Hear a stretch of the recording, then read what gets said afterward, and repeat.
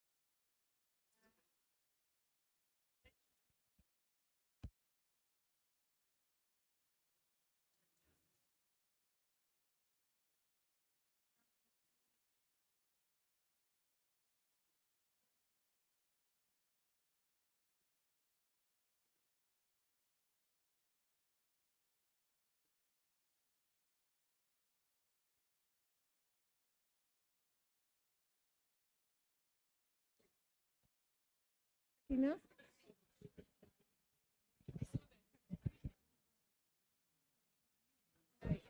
Hello?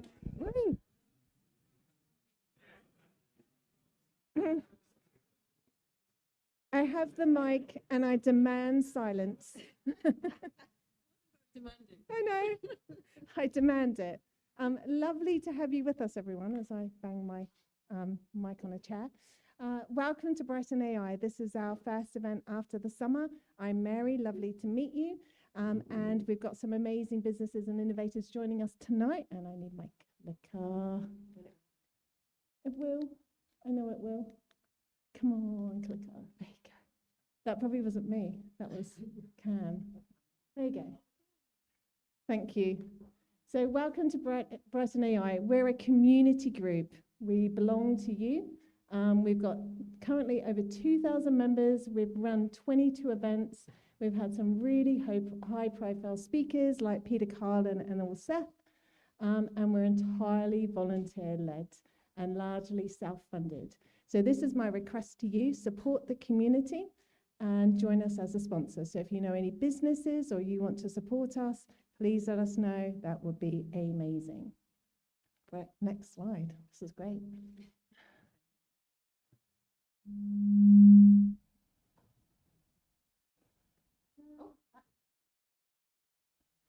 Right, I'm going to trust all of you to remind us at the end if we forget to do asks and offers. So at the end, we're going to ask any of you that want to share anything that's going on in the community or any offers you've had to have the mic and share it with the rest of us. And we're also looking for people to get involved. So to join us as a network organizer, speak or demo at any event, or offer skills, expertise, and or mentorship. So we'd love to have any of you involved that want to be involved in any capacity, really.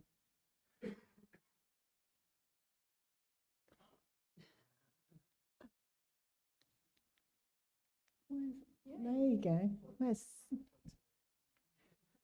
I'm good with tech. Hi everyone, I'm Sam. I'm the marketing manager here at Product Innovation. So just going to give you a quick intro into sort of who we are and what we do, in case you've not been to the space before. So the way that we differentiate ourselves from a traditional workspace is that we class ourselves as an innovation hub, which means we have specialist facilities such as prototype and workshop you may have seen as you came in the door. We also have innovation programs, and we also have a community which of startup founders and stuff like that. If you've not been to the space before, we're currently running a competition, so you can get a free away day for you and your team. You may have seen on the flyers, it's completely free to enter, and when you do enter, you get a free day of co-working in the space, so it's kind of a win-win. That competition's running until the end of September, so yeah, if you want to come in and try the space, you're more than welcome to, and also you can get a free away day worth £1,000, so why wouldn't you? We haven't got any we haven't got a fire alarm test or anything due tonight, so if there is a fire alarm, we have a variety of different emergency exits. You can see some on the window here, or there's one downstairs just out the door. And then our refuge point is just in the car park. And then one of our team, you'll see me or Jim downstairs, will come out and tell you everything's okay and tell you to come back in. But yeah, I hope you enjoy your night tonight, and thank you for coming.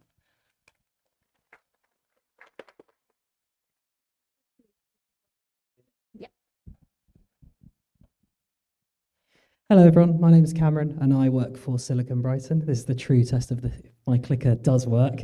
It does work, as I'm about to talk to you all about how we do AV and help the local community. We are the hosts of Brighton and Hove's digital tech sector. We host loads of events just like Brighton AI across the cities of Brighton and Hove, with async for A at the beginning there, and we've actually got an async tomorrow over at Runway East, which will be a fantastic event as well.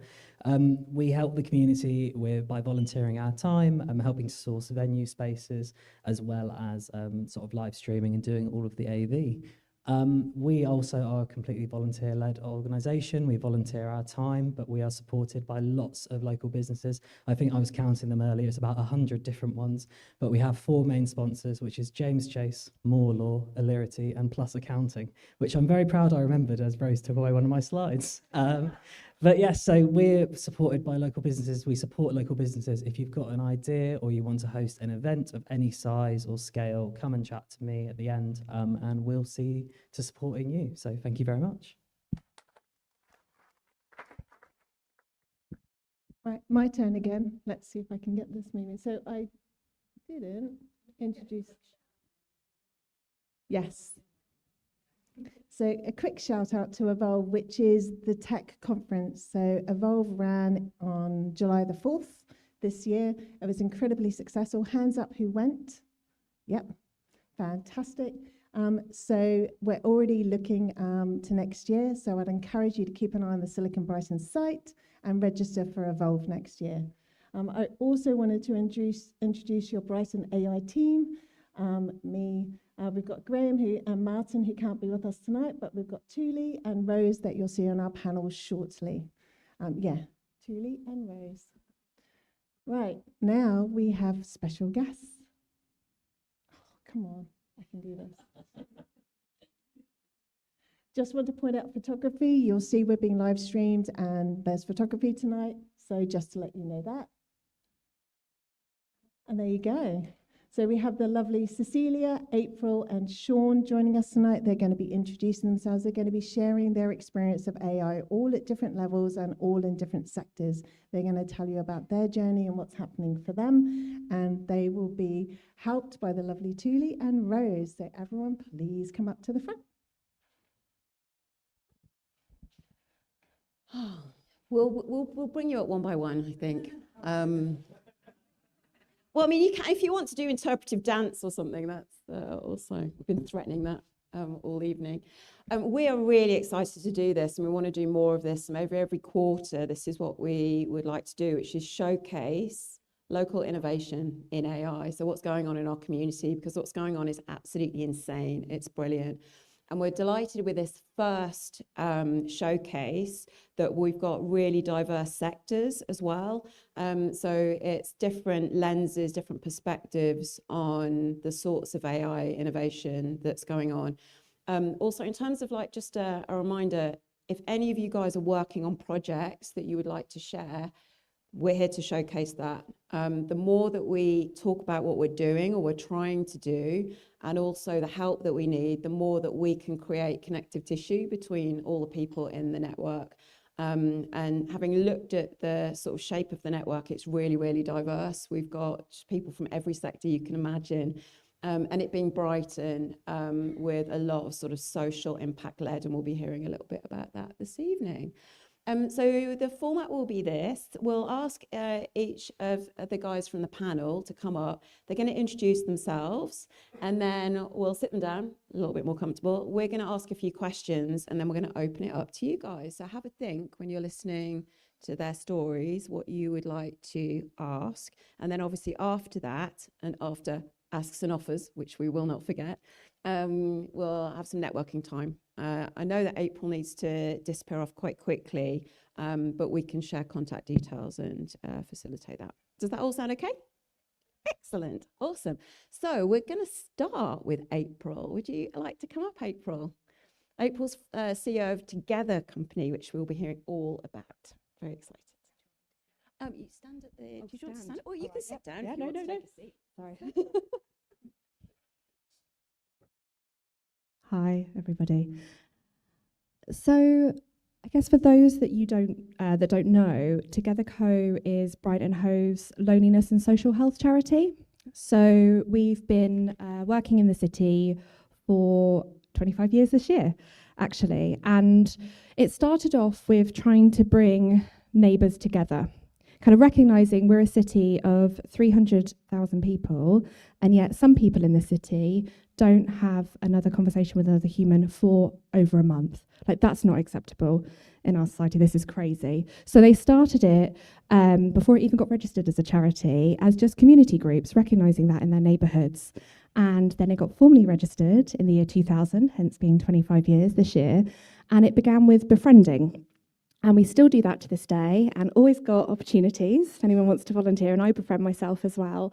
And it's about connecting with your neighbours, going and spending time together, and the matches, you get so much from it. And I think today what will be really important in my conversation is around AI and human connection as well. Since then, we've evolved and run lots of different programs. One of the other programs we run is called social prescribing, which is prescribing the social for people. So that's something we're really passionate about. We need to think about our social health as well as our physical and mental health. And again, AI, social health, what's that going to look like? We also do some crazy events across the city to bring people together who may not often come together. So we've done, the Grand was 160 years old, so we did 160 afternoon teas. Because also we believe that Brighton should be a space for everybody. And again, consider that with AI today. We have some people in our city, they've never walked into the Grand, let alone had an afternoon tea. And I think as a charity CEO, you often get invited to amazing corporate events or charity galas, but the people you support, they're not walking in there. So we wanted to mix that up as well. So I think that's another thing for us to reflect and think about, how do we bring everybody along with us in our city and the people we support as well. That's an overview. So we have, I should say, we have over 500 volunteers and about 20 staff as well. And I've been the CEO for about 3.5 years. So am I also to say our journey at this point as well? Okay, so 2023, it started at the Brighton Chamber, twice at the Brighton Chamber for anyone who goes to the Chamber. The first thing was, it's early 2023 and I was on a table and everyone was talking about this ChatGPT. And I was like, what is this? What is this? I am not tech savvy. I am the person who got fascinated by the fact that a print screen is the same as a snipping tool, and it shot my screen. And I was like, oh my God. So I am absolutely rubbish when it comes to tech, but I was like, what is this? And then, second time, I was giving a talk at the Chamber about loneliness and social health. And after my talk, Mary and Gareth came running up to me and said, we need to talk. And that really started our journey with AI. And from that point on, I think what was really important for us and the journey we've been on is not just learning about ChatGPT and our literacy around that particular LLM, but what is AI? What is an LLM? Where is it coming from? What are the ethical considerations? What's the sustainability? Like, I want to understand that and I want to know that. And I'm still learning, and I think nobody really knows at the end of the day what's going on, I think. But that's been our journey so far, is to actually take the time to go and learn first and foremost what it means before we'd even consider then what it could do in terms of our mission around everybody having somebody and loneliness and social health. So that started us looking at it and then talking to our board as well and kind of getting that buy-in from our board. Luckily, we have people on our board who have an awareness and digital background, so they kind of were advocates as well, but it very much started with the senior team kind of exploring what we could do and then going through a series of training and looking at kind of policies, cybersecurity, before we'd even started touching ChatGPT, and also what LLM to use as well. And back in 2024, we chose ChatGPT for reasons back then. We're still currently, that's where most our literacy is So when I'm talking about examples today, that is the LLM we're currently using. We do also have HubSpot. So to say AI is obviously massively integrated into that, and we sort of day-to-day experience that. But in terms of LLMs and the kind of innovation of what we're able to do, it's through chat. But obviously now kind of exploring other options as well. So from that point, it was looking at how do we use it safely? So, how do we lock down the system when we're using it, what data we're putting in? But also, the important point, again, that I want to raise today is we're a small charity. So 76% of charities in a charity digital report are saying they're using AI, but the majority of those that are more innovating with it are large charities. Small charities, we don't have the money. So it costs us to have the ChatGPT business account, for instance. And we tried 3 times to do the non-profit discount, which I think is automated by AI, and it keeps saying no. So we don't even get the discount as well. So it's about actually the blocks we come up against often is the resourcing as a small charity. So we've had to start small and build up our users as super users, but also that helped us keep it safe and understanding. So from that point, we've gone through to prompting, understanding GPTs, and now obviously going, oh my gosh, agents, which I know we've been around for a long time, but for us, it's kind of, wow. We had to think about where and how we were going to use this so far. And I think for me, the biggest area, and do tell me if I need to stop as well, so I don't know if I've gone over, but the biggest area for now, and something obviously you can talk about with the panel, has been income generation. And looking at how we do trusts and grants. So we're on a constant wheel as large charities as well, but small charities, tiny teams, and we've got to write these bids and we've got to do this work. And actually, it's been incredible what we've been able to do by prompting, creation of GPTs, the use of an agent as well, who goes out and scopes trusts and foundations for us to tell us, are they a high fit for Together Co, a moderate fit, a low fit? Why is that? Is there any ethical issues with that particular trust or grant as well that we need to be aware of? Whereas before, we were doing this largely with volunteers and largely ourselves. Also, we've actually been able to learn about why we're never winning some of the bids that we kept going in for. So I can't stress enough how phenomenal this has been. And we have won things that we never would have won before because of it. But also, it's kind of like, the other ethical thing is like, where and when as a charity do you state your position that you're AI assisted as well? Because a lot of trusts and foundations are not thinking about how charities are using AI. Lots are, and the biggest one is National Lottery. They're the ones that have actually come out right now and launched, we know you're going to be using AI, and please think about this when you're using it as well, because I'm sure we all see very, very obvious uses with the M dashes and the emojis everywhere, and yeah, it's just not sounding like you at all and your values. So they've come out with great guidelines and support. But what I want to see from trusts and foundations and government and so forth is funding for charities, small charities included, to do what we're doing together on a bigger scale. Like, give us some funding to actually help us have AI literacy, have the funding to have the ChatGPT business or Anthropic version or whatever, actually help us, because what we're trying to deliver is mission critical to society. And then we have that space and time to explore much bigger projects. So for example, one of the things we want to do is we do social prescribing. We have massive amounts of data and information about the city, but very nuanced information. So if you go to, they're called link workers, social prescribers, you go to one of them and you need help to navigate very complex housing systems, health systems, all the community groups right in this location, they know everything. Now, we've got that on spreadsheets and so forth, but imagine if we could build something where we could give access to other charities and eventually other people. So you all have that. Why do we hold that knowledge? But then you look at building that, how to do that, you're talking minimum £10,000 for actually to be trained and modeled. And that's the quotes we've been getting. Don't know if anyone today may know differently, but there's the block as well. So I think we're trying to do what we can with the resource we have. We've got a lot more to think about in terms of the people who access our services. What does it mean for them? Because a lot of them are already very digitally excluded anyway. We've got a lot to do more about how we bring everybody with us. And what we're doing right now is we're out talking to other CEOs of charities across Sussex, and particularly we're going to start in Brighton, and we're going to have our first meeting with other CEOs that maybe haven't had some of what we've had so far, so we can gift that to them as well and kind of show them what we know so far, and really kind of stress them, you need to be thinking and talking about this because of the significant change I think it's going to have, obviously everywhere, but on our sector as well. Thank you.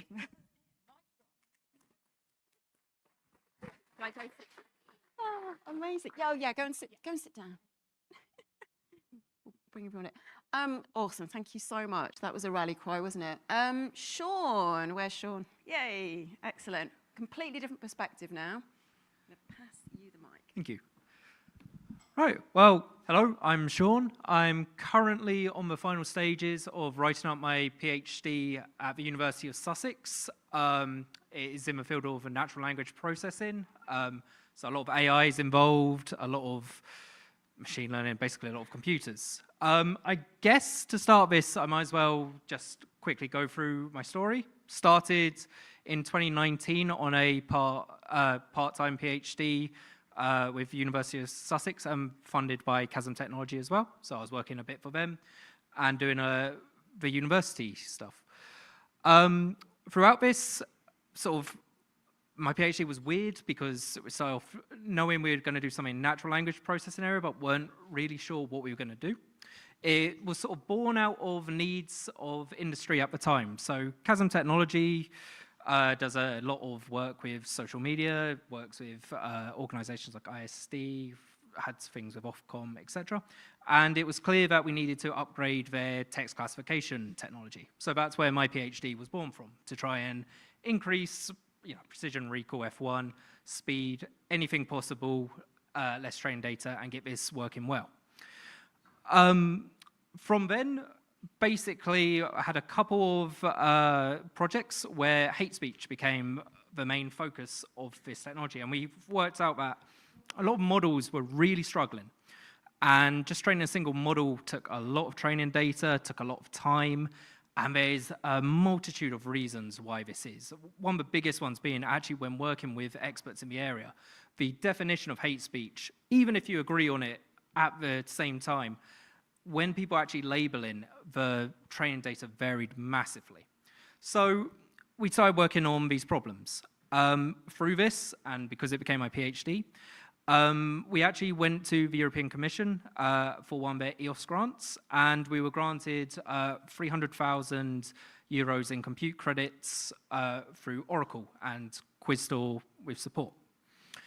So since that time, slowly built up this text classification framework, which was working quite well. It was reducing the amount of labeled data needed to train these models, and everything was going great.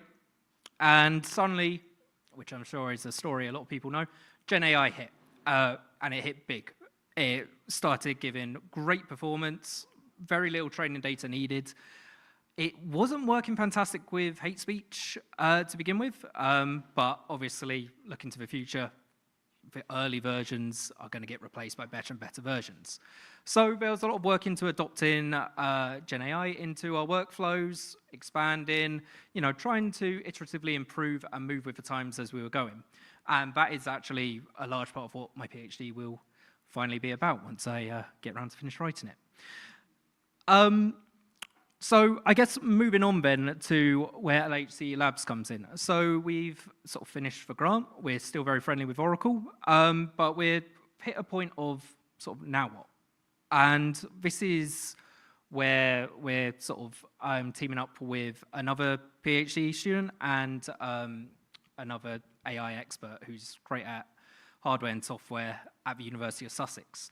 And throughout my time, what we have seen is there is some great research coming out, and there's some great ideas, but there's a technical gap where we're hoping to fill this. And I'm sure many of you are seeing the same thing, where there can be, great theories, but no way to prove it.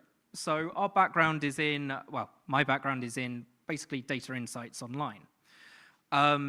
For example, with this, there's quite a lot of work to do with climate policy at the university and, trying to work out what it is. And for issues with AI, as I'm sure a lot of you know, is hallucinations, making things up, a little bit too much confirmation bias, where if you sort of lead it down a road, it will agree with you no matter what. So we're coming up with a system to basically use just academic papers to game the facts, make sure it's all sourced properly, make sure everything's nice and neat as information retrieval. On top of that, and expanding from our hate speech work, which will always be our bread and butter, we're looking at very sort of small edits which can be used for, marketing. So rather than tracking hate speech trends over time, how certain, let's say, hateful actors can influence a narrative or a whole network, we instead, we're experimenting and proving that it can be used to track products over time, how company sentiment goes up and down. And what's of quite interest is how single influencers, if they pay them, how is that going to impact their network? How is that going to benefit them? Is it worth paying, a lot of lower paid influence, or is it worth, doing a couple of higher paid promotions? So that's sort of work we're working on in terms of digital media. The other side of this is we're doing a lot of education in AI and also working on AI tools and workflows. As I say, working at the university, we're seeing a lot of researchers, especially in other schools, so for law schools, education, etc., who know there's a need for AI. In fact, the university itself knows there's a need for AI, but is a little bit still unsure on how to approach it, how to apply it. So we're coming around with, one, trying to educate a little bit, and two, we're trying to actually come up with grants with them to provide the technical insights that people need to keep going forward. And it's I'm not going to lie to you, it's really interesting. Like, it's been great being able to talk to people from so many different backgrounds, see all this interesting new research and that. I will say we are just starting. So we actually officially became a company, I think it was 2 weeks ago now, and we got a LinkedIn page up and running properly yesterday. So thank you. So if a lot of this sounds like, we're just at the beginning, we really are. And I think maybe part of the reason I was asked is to sort of talk about the challenges coming from a research background and just starting in sort of today's environment. And a lot of that is myself, and especially the people I'm working with, know extremely well what they're doing. They know the theory of AI, they know the background of AI, they actually even, know pretty well what it can do and its limitations. However, getting to the marketing side, getting to the selling themselves side is really difficult. For me personally, and for LHC Labs in general, the legal side of, becoming a startup, getting through the agreements and that is a real big barrier. So having to learn all of this from scratch, I'm sure many of you have had to as well. But for us, it is very different. In fact, even how we talk about technology from an academic sense where, you have to sort of cross the T's, dot the I's, and make sure everything is fundamentally perfect, or at least provable, with backup, lots of data, to come in to solutions where people don't really want to know how the sausage is made. They just want to make sure it works, and it works well. And that's quite a new challenge, and that's quite a new area to be in, and very excited to be, on this journey, especially just starting out. And we're always looking for more collaborators, more people to work with, basically any work, if anyone has any available. We are, small team making bespoke tools, and we're trying to do the best we can with AI and really try and make impact-driven and data-driven and impactful decisions on the field as a whole. Sorry if that was a bit short, but hopefully I'll speak more at the panel. Thank you very much. Thank you so much, Shaun. And what's brilliant about this network is you've got people with all these amazing sort of technical skills and people with loads of problems. So if we can do anything to help connect those two groups, that would be awesome. So last but definitely not least, we have got Cecilia from 15 Gifts. Welcome. Right, we'll see if Cecilia's going to do a demo. So the demo gods are with us. I've got some slides and then a little Yes. Historically, the demo gods have not been on my side, so let's hope for a change. Hi, everyone.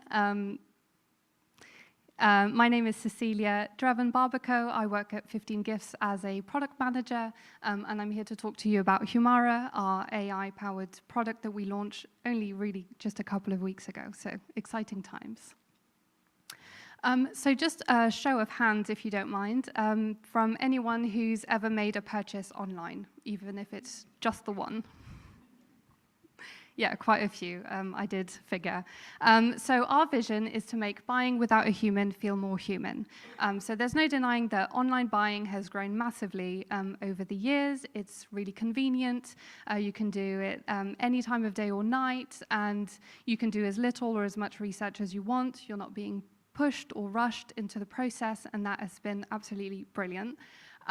But buyers do benefit still a lot from the expertise, advice, knowledge, and even connection that human sales agent can provide. So we're on a mission to kind of bring the best of both worlds into our products. So just a little bit about our history.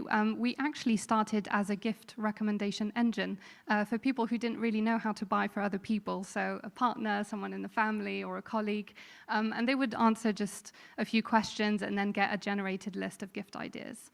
And then this evolved into a guided selling engine for telco customers. So people looking to buy a phone, and or a plan or an internet plan as well.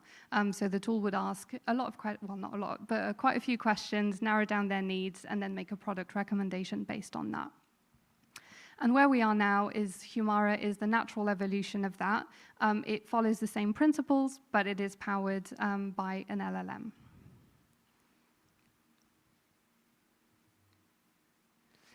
So I've mentioned that we were in the telco space. There's a reason for that. Those product sets are quite complicated. There's a lot of options to choose from, a lot of phones out there.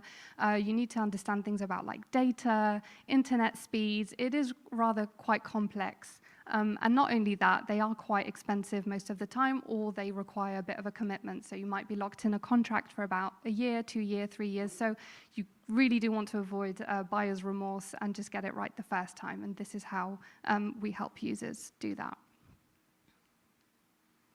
So why use AI? Obviously, we didn't just jump on the AI bandwagon because it was the trendy thing. Our guided selling engine actually did use ML technology initially.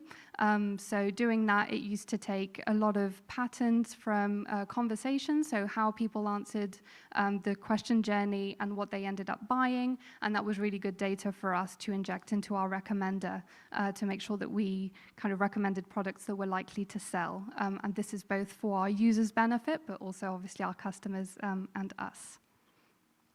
But with LLMs, when they came about, we saw an opportunity to fill the gaps that our guided selling engine kind of had.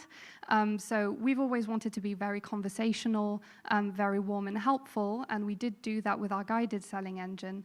But with LLMs, we felt that we could take this a step forward and increase the personalization of these experiences. But not only that, we also increased the capabilities of our products. So our guided selling engine was able to, so this discovery stage that you see on the screen is basically asking all of those questions, trying to understand user needs, what they're looking for, and then make a product recommendation. And that tool did an excellent job of doing that. But with LLMs, we knew that the sales journey is actually way more complex than that. It does go beyond, and we were able to kind of fill in those gaps. So for example, users might have questions. They might want to know more detailed information about specifications, or they might have questions about terms and conditions and things like that before making a purchase. And if these questions remain unanswered, that can be a bit of a blocker for them to then, move forward with more confidence. So we've developed a product expert module that is able to field those questions and foster that kind of confidence that people really do need. Here we see as well about critiquing and objection handling. So, once you make a product recommendation, people might still have doubts, or they might have additional questions, or they may even just disagree with it. If we've done our job properly, the latter shouldn't happen too often. But if it does, we need to be able to address that and handle that, and again, foster that trust to move forward. So it will listen, it will ask clarifying questions, it will try to understand, where users are coming from, and it might either reassert the product recommendation and say, no, this is, the best one for your needs and here's why, or, upon discovering new information, we might pivot the recommendation to something a bit more suitable, much like a human sales agent would. And then finally, we want to close the sale. That is a very critical step in all of those journeys. And when people have found out a product that they quite like, that doesn't mean they're going to buy it on the spot. Maybe they want to think about it for a few days. Maybe they want to run it by a partner, or maybe they just want to do additional research. And sometimes there's not a lot that you can do about that, and that's okay. But sometimes you can nudge them a little bit more. So we have things like closer offers where we might say, okay, take your time. But, if you buy today, you might get £20 off your first bill. And for some people, that really is enough to get them to the finish line. And for others, they just need more time, and that's okay too. So as I said, we went live on our first US customer a couple of weeks ago. And yeah, it's just been really, really good insights. We've learned a lot about how users use this tool, and that has kind of reaffirmed why this move was the right choice for us. We've seen really good positive feedback. We've seen people really engage with the tool, make full sentences and speak to it really politely. So yeah, we were very confident that this was the right move, but that was confirmed a few weeks ago. So I'm going to attempt a demo. I have to say, I struggle to keep up with the pace. So if you look at the screen, maybe just see how conversational it is. It's not just question, answer. There's a lot of active listening, repeating things back to the user to make sure, I've been listening to you, I'm taking things into account. And there's a lot of rapport building as well. We want that sales journey to be quite warm and friendly. So here we go.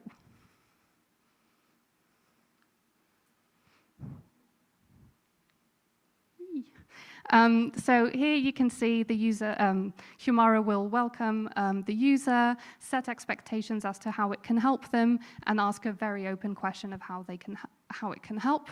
So here the user says that they're looking for an internet product, and here we're going to say, oh, great, I can help you with that. So words like help are very important in that journey because we, again, want to foster that kind of trust and friendliness. The person gives their budget. If they don't have one, they can say so. That's okay too. And then we're going to ask about pain points. And this is a really important one for our sales psychology as well, of just saying, how can I help? How can I improve your situation? And then we take that into account when recommending products. So here the person says that they've encountered slow speeds and an unreliable service. And here we see a lot of, I can understand how frustrating that might be. So again, with that warmth and that friendliness, but continuing on that sales journey of asking questions, asking about their usage patterns as well, so how they use it. And this is all good information to help make a recommendation, but also personalize the recommendation message that will follow just here, where we can quote these things back and say, this is the right speed for these needs, and just really make it feel personal rather than just a generic kind of sales pitch. So here we have factual information about the product as well, and then a validation question just to seek feedback from the user, make sure that they're happy, and if they're not, that opens the door to kind of addressing any kind of objections. So this person is not sure whether the plan is fast enough.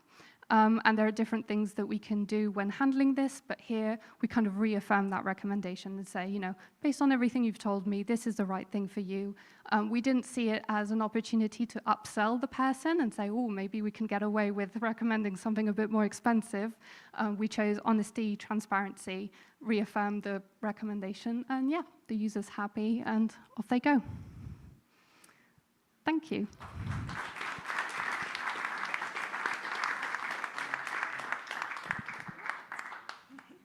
Take a seat. Sit on the three in the middle. So we're going to invite our panelists back up, please. Shaun, April. Awesome. Yeah, we're going to sit in the middle. Yeah, sit next to Shaun.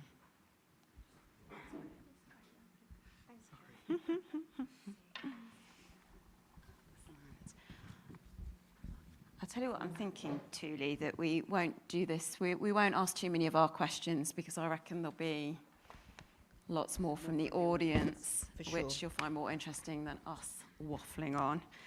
I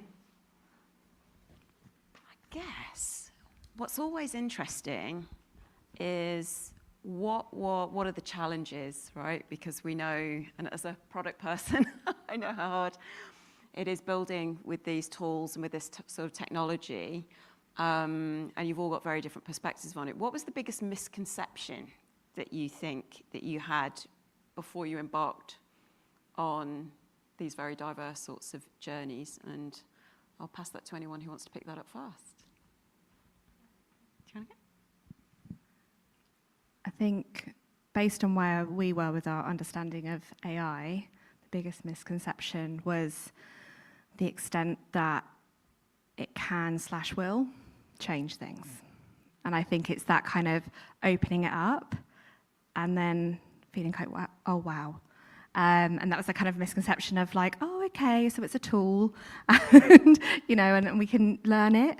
But I think that's, for us, not being AI experts or having very little knowledge when we started, was like, oh, wow, this is something that is significantly going to change things. And yeah, I think that kind of then made us kind of go, okay, now we really need to take our time to kind of understand this before we just start putting things into it and using it as well. And I was hearing, other people go, oh, when we're putting this into it and we're checking, I'm like, oh, but it's open. It's kind of that, I think, for me.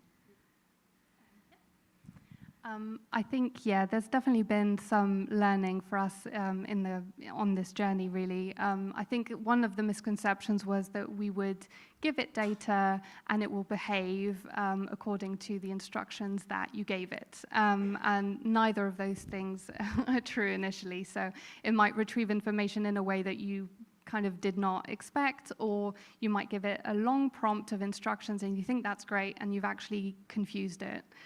So there's been a lot of whack-a-mole effect here where you fix one thing, something else kind of breaks down or doesn't behave as expected, and you're kind of wondering how both things kind of were related. So yeah, I think the simplicity of it maybe was overestimated, or at the very least, I think we took certain things for granted and found out maybe the hard way that actually it did need a little bit more work. So as I mentioned, we build a lot of AI tools and workflows for different use cases. I think for myself, the two big things that maybe have been a learning curve are verification and versioning. So by that I mean, every time we do something, it's not just good enough that it's getting an answer. You need to know why, because we sometimes have unexpected data in and then it goes completely different. So understanding why decisions are being made by AI is just as important as the answer. And then versioning, I say that it's a personal problem of mine. I mean that by saying it's good to know when to stop and push out a product, even if there's upgrades coming, even if there's things going forward. And that's really easy to do with AI. Sometimes getting it working good enough and then bringing in other AI tools, other systems after, is actually better than having something forever delayed, until you get perfect. And I think everyone in the research community or development community always knows it'd be nice just to have a couple more days to start a new feature, just one more feature. So, yeah. Okay, can everyone hear me? Okay, great. So I think this question's interesting. If you could give one piece of advice to someone thinking, AI feels overwhelming, where do I even start? What would that be?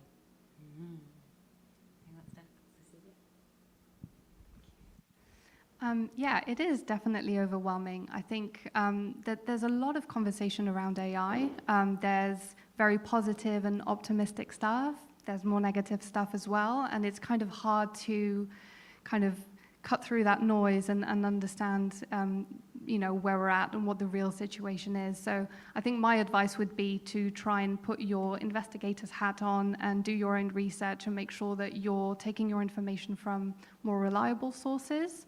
And in terms of mitigating that overwhelm as well, I think just bringing it back to your mission and what you're trying to achieve. So what is it exactly that you are trying to do? And then research the ways that AI can help you get there instead of just trying to default to AI, because it seems like that's what everybody else is doing these days. I started by having a conversation with Mary. So, but I think kind of very similar to what you've said, it is overwhelming and it's changing so fast all the time. So it's finding the medium that you're most comfortable with and kind of wherever you're at. So for us, it was like we had no idea what AI was. So that's where we started, was actually if you're much, you know that, you know LLMs, it's kind of, okay, but I want to know more about, Anthropic. It's pick somewhere to start from where you are and just know that actually nobody really knows where it's going and what it's doing, really. So kind of be in the overwhelm together then, but you can start to learn bit by bit. And I think that's where I'd start as well. Yeah, I mean, I say, coming from a research background where we've been interested as it's been developing, there's a lot of information. I mean, academic papers, if you try to read, you can't read them all. There's just too many being released about new models, new techniques daily. So trying to keep on top of everything that's coming out is impossible. So you have to sort of look at general trends. One big thing that I always find is it's always good to ask yourself, does this need to be AI? I have seen some people do really simple things using ChatGPT. It's a couple of lines of code. You could get away without it. And then after that, understanding that AI at the moment will not solve all your problems and identifying very early on where it won't. And just build around it. There's a lot of creative solutions that can be used, but you don't need, if it doesn't work first time, just retyping the same prompt again and again and again isn't going to work. You need to restructure the problem, rethink the problem, find a new pathway to get what you want from AI.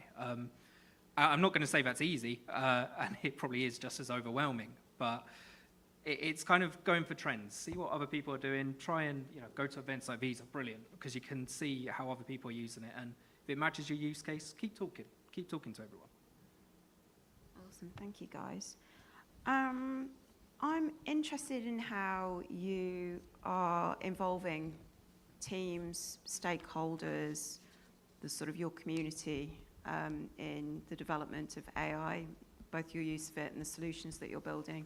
Can anyone speak a little bit to that? Yeah, I guess I sort of hinted to this when I was talking at the podium, but being part of the research community at the University of Sussex and more widely being involved with Oracle, who's a great cloud provider, Matt, we're constantly talking to people and different use cases. Example being, as hinted, we're looking at climate policy. A large part of that is talking about, well, what do you need from this tool? And I think every time when you're talking about AI and that, it needs to be is this for the greater good? Are we doing something that's morally good? Is it something that's ethical? Same thing. But are we useful as well? Are we just charging let's say GPT credits to give you something that is of benefit to you, or is this a waste of time? I think that has to be at the heart of when you're talking to people. You need to be honest about what the actual product is going to give to them, and they need to be, in return, ask specifically, what kind of thing they want. And between that communication, you can come up with some really creative and really interesting things, and useful.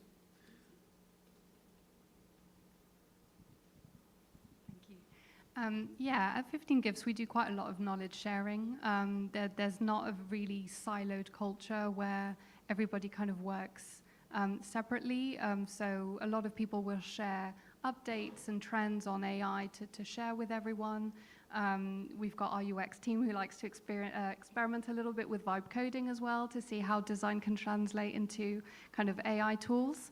And from a product management perspective, we always come to our teams with a problem statement, a desired outcome, a bit of context, but then we really do empower our teams to kind of build the solutions that are right and to use AI in a way that they see fit and that they, recommend based on their own expertise. So it's really about, making it accessible to everyone and letting everyone kind of use it in the way that they feel is best. So in terms of, we started obviously with super users and our board as kind of the main kind of engagement and understanding. So there's now 6 super users who are using the ChatGPT business. But what we've been doing alongside that with our team is every couple of months we have all staff gatherings. And so we've been talking about kind of what they can currently use in terms of the open platform, but also what we're learning. And also there's quite a lot of emotion within talking about AI that we found as well, or lots of conversations around sustainability, and also for being AI for good, which is kind of what you were saying as well. Where will we use it? Where won't we use it? So one of our sessions was a lot of chat on matching people to be friends in neighbourhoods.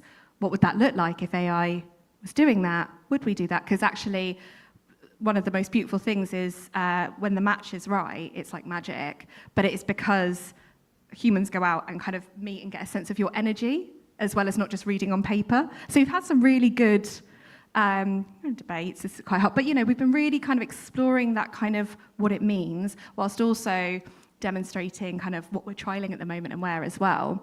And like I said, the next thing we're looking to do is to galvanise other CEOs of charities. So in a month's time, so we put out a survey out to the Brighton CEOs, and we had 28 CEOs come back to us saying that for them, they would like to sort of be part of this, and they've got about 178 of their staff who they'd also then want to have more conversations with, like we've been having. So that's our next bit as well. But the bit we haven't got to yet is the people who access our services, and that's really key for us in future.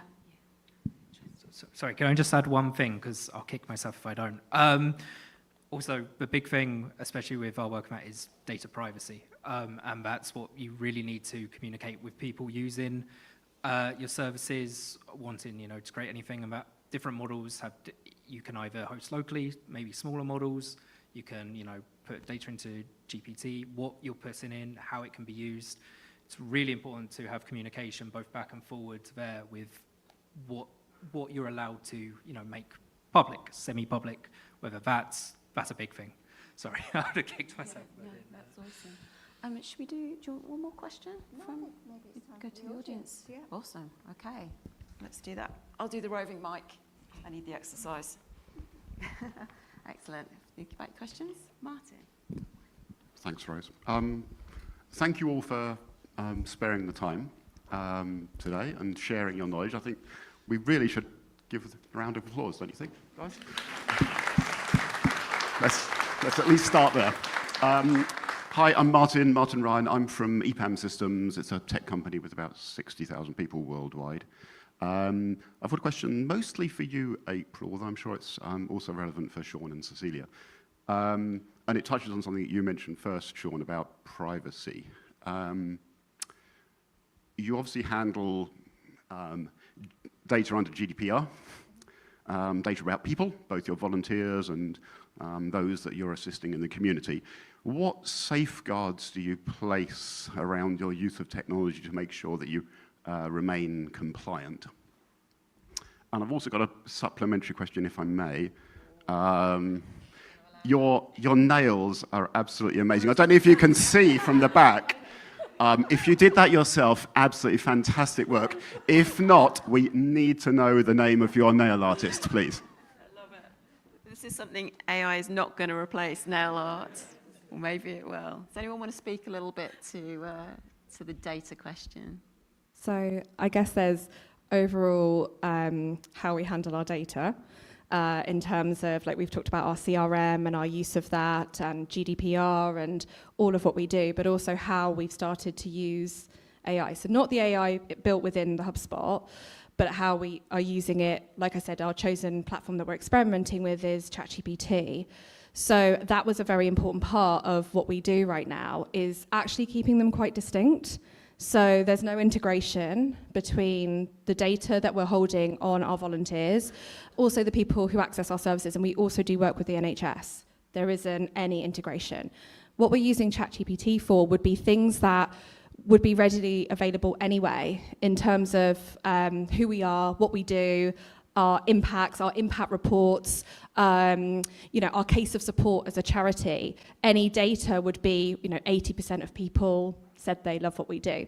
And that's been why we also chose the business model, to lock down into safety on that we're not training the model, and we constantly have to look at those upgrades because sometimes they tweak. Like recently we've noticed with the GPTs, when we're building our GPTs, that you have to go through your advanced versions and click not to train the model, so we're constantly learning on that. But we're quite strict on the separation of that right now, but we're still able to do some incredible things and build some amazing GPTs and, utilizing agents, but it's not crossing over in terms of personal data we would hold. And like I was saying, that's the thing that we don't, with your knowledge and backgrounds in the room, we don't have that. So we have to constantly think and navigate how we would do that safely, and any kind of API or things like that, we would be quite worried about. And that's why we constantly also do check-ins with staff. Like you said, the all-staff gatherings, people are utilizing like a free version, and it might be, I'm trying to think of an example where they're like, I want to do this poster, and I want it to make sure it's a reading age of 8 years old, because some areas in the city, majority of people have around that reading age. So use that, but it's just a poster on an event. But we're testing, okay, so what are you putting into the open one? Because we haven't got everyone into the closed version, and having conversations and reminders all the time as well. So we're trying to navigate it. Hopefully that's answered question, Martin, as safely as we can, and learn as we can. We'd love to have, much more expertise and data as a small charity, but we don't, so we have to navigate what we can do. And that's our choice then, to use and create GPTs and agents around fundraising, because we felt that was the safest in terms of personal data. Awesome.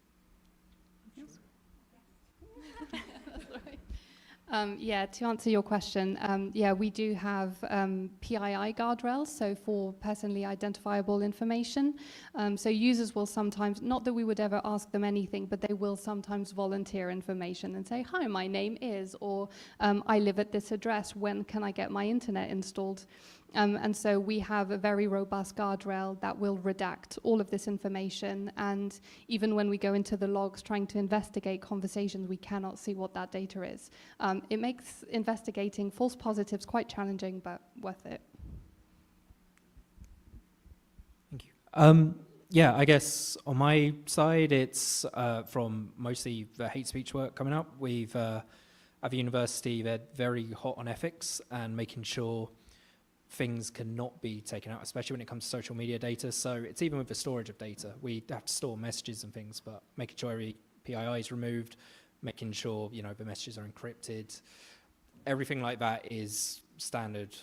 It must be standard for everyone using personal data. But over that, even using generative models and things, if we can, and we'll do it locally. If there's any reason why we can't and we're allowed, then we put in as much protection as we can, changing the language to make sure it retains the meaning but doesn't,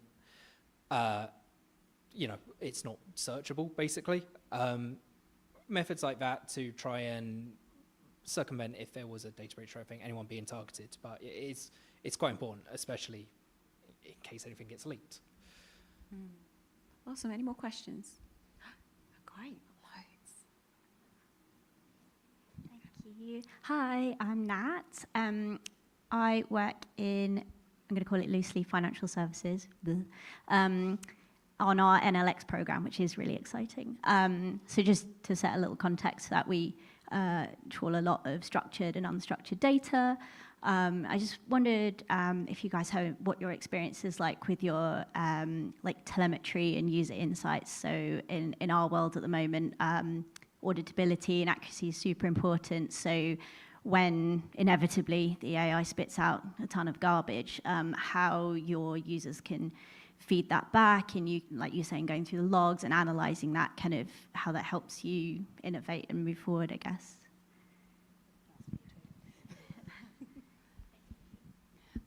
So we don't currently have a system where users can proactively flag it other than just say it in the conversation, which they occasionally do if they get a bit confused or they find that the information can be a bit conflicting. So we do have a way to detect that. But we also proactively look into this. So we've got a lot of benchmarking, which is a common practice to look at the information retrieval mechanism. So saying, right, when the user asks this is what we expect the information to be based on these chunks of data, and those should be the ones retrieved to give the answer. And we can very easily measure whether that was the case or not. And so, yeah, this is how we kind of iterate, and we try to bump up that score as much as possible. But this is kind of an ongoing effort. We can't really reach 100%, not in the current state of AI, but we can get fairly close.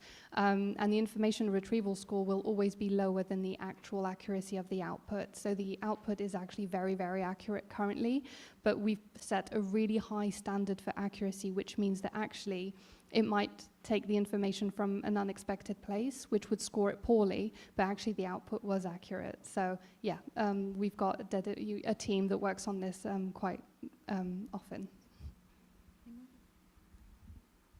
Sure.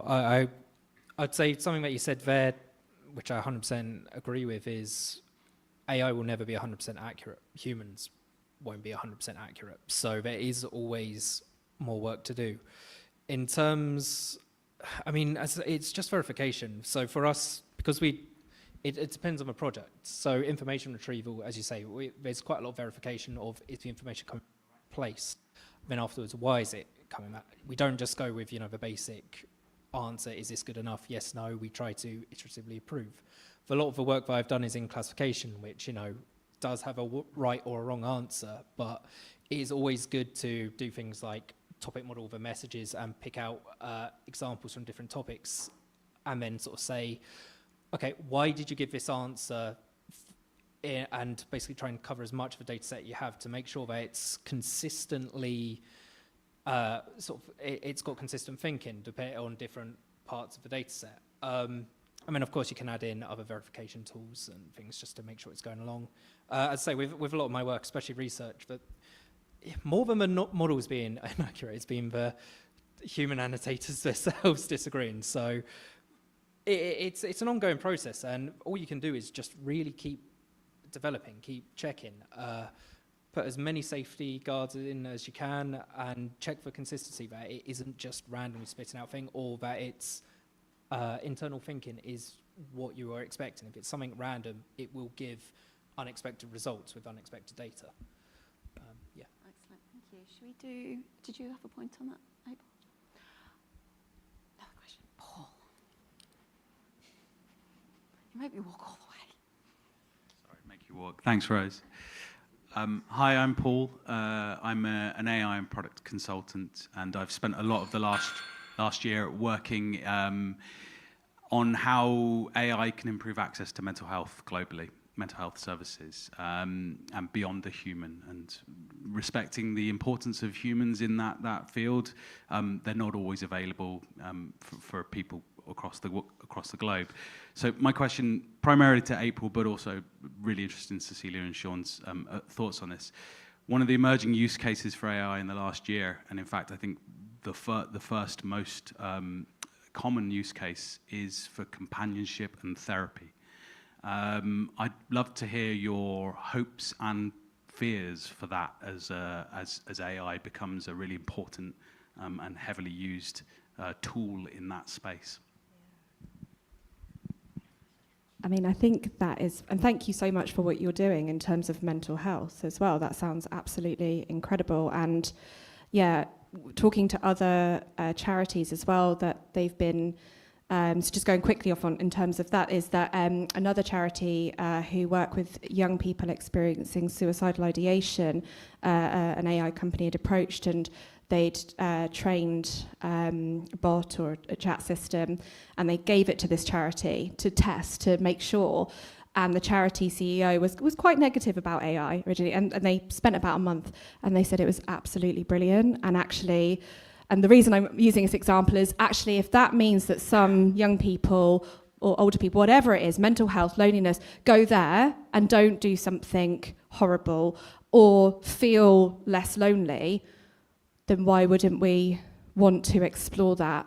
And I think sometimes it's fear, of course, of what is this? How is it going to look? Will it mean that humans will become further and further apart because we're talking to the machine and not to others? But to be honest with you, that's happening already. And that's been happening widely through social media, which isn't talking to people as much as some of what the systems that will be having guardrails and trained will be doing as well. So I really welcome it. And I wonder as well, so as a loneliness and social health charity, there's kind of two threads to it. What could it do, particularly young, loneliness in young people is going through the roof globally.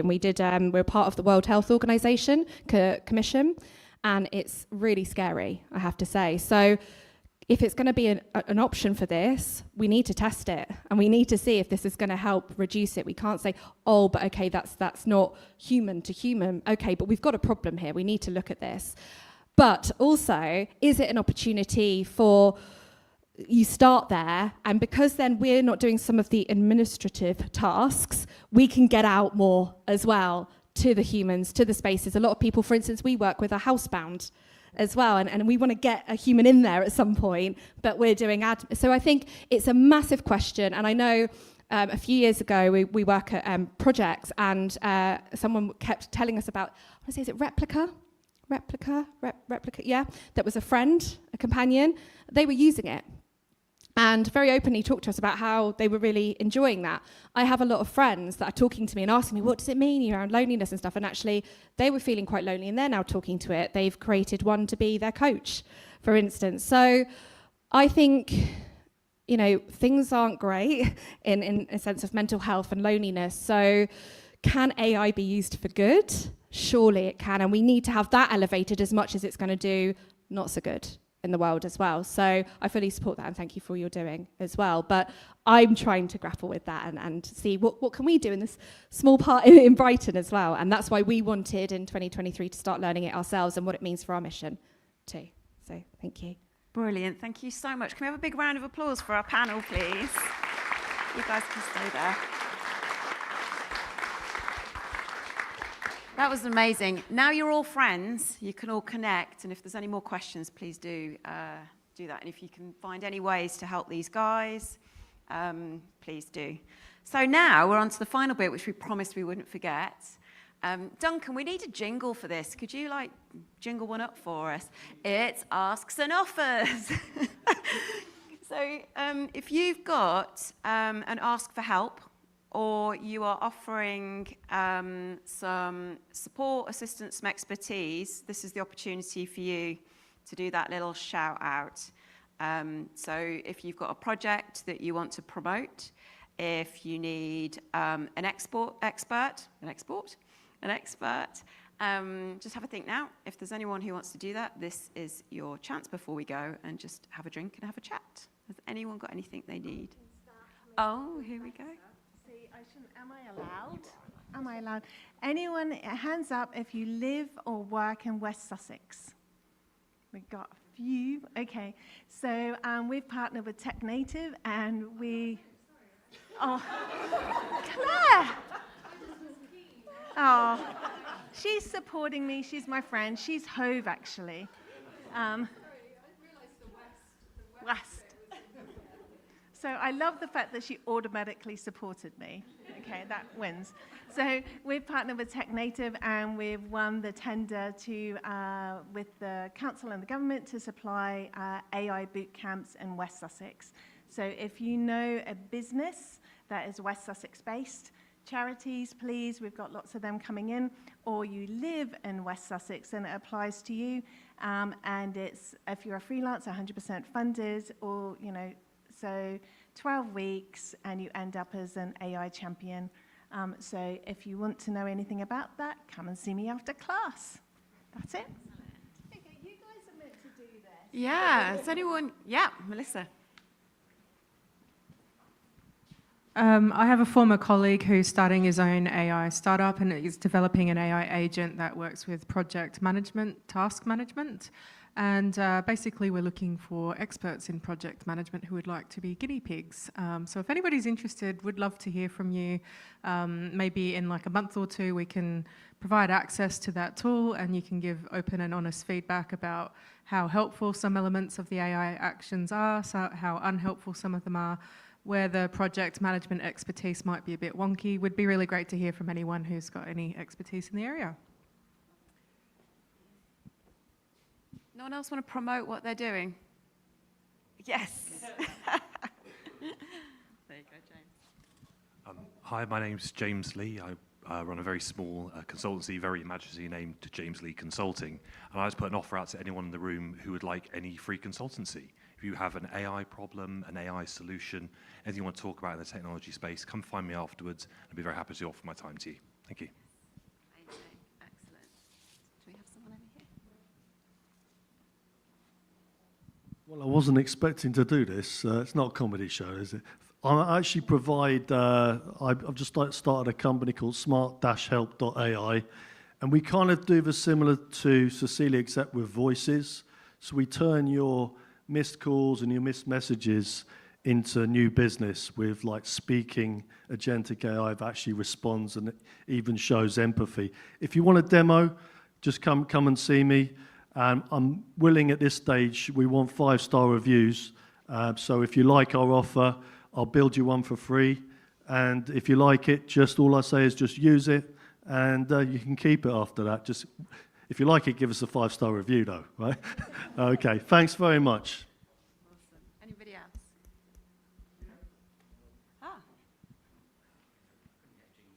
You couldn't get a jingle. No, so the A-light we don't. On the back of Mary's one, we're also, hi, I'm Duncan. I've been coming to these group meetings for about a couple of years. They're fantastic. You meet brilliant people and make lots of friends, so keep coming. That's my plug for these guys. But we've also got some AI generative video courses. We make product for Amazon now in their documentaries. We're doing commercials. We're doing Channel 4. We've got places for people. We've just signed our teacher. We have found the first government-funded AI tutor in the UK. It's a female, so female power for that one. We're really proud about that one to get that moving along with females. But we have 4 or 5 more spaces. So if you know anyone in the West Hove, just like Mary said, who wants to come along and for 12 weeks learn how to make video or commercials or anything like that sort of stuff, please get in touch with us. We've got spaces. We're hiring. So please do.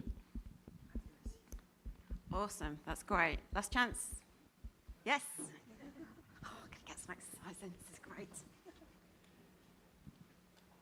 I wasn't going to do this, but why not? So I've just started a consultancy business called Beta Shift. We do marketing in the age of AI. We also do AI training for SME businesses. So if you are in the world of marketing and you feel like you need a free consultation about any help with marketing in the age of AI, then give us a shout. Free. Oh, okay. We'll do that and then back at the back. Hello, I'm Renata Delaney, the CEO of Gaia Generative AI Academy.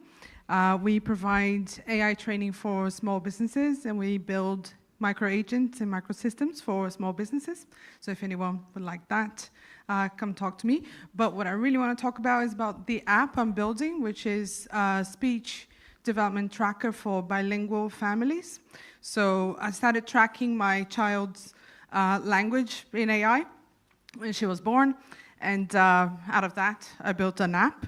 So I'm building a wait list for parents and families who have bilingual children who would like to start tracking their speech development. So if you know anyone, or if you have a bilingual child, please come talk to me.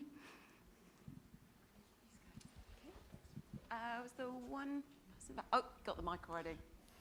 Hi everyone, I'm Alex Coots, and this is a bit of a weird one actually. Probably I could offer to do something else like a bit for my own benefit, but really I was just going to say that I'm meeting with Peter Kyle next month, and he's the Minister for Innovation and Science and Technology, and I thought that if anyone would like to ask me to ask him a question in the time that I have with him, I'd be really happy to do that. And I was going to say, April, I'm going to ask him where the money is for all of the charities, because for me, I've been to quite a few meetings like this recently, and people don't really say the truth, which is there isn't enough money to go around in training, in regulation, governance, in supporting people to go through this change that we're seeing right now.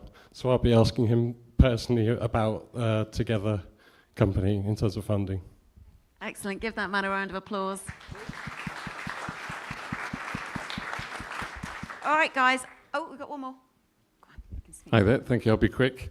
Ed from Kintara, and the consultancy focus on impact-led organisations, purpose-led organisations, delivering more impact with AI. So really interested in the AI for good space, and particularly also the sustainability aspect. And that's a question that comes up a lot: is how sustainable or not is AI, and what's the trade-off? So more than happy to have a chat with anyone if they got concerns about that, and I'd like to just have a sort of straightforward conversation. I'll try and be as accurate as I can with my responses, and yeah, thank you. Excellent, brilliant. You have to come and do a talk for us. Give you a round of applause. Thank you so much for coming out.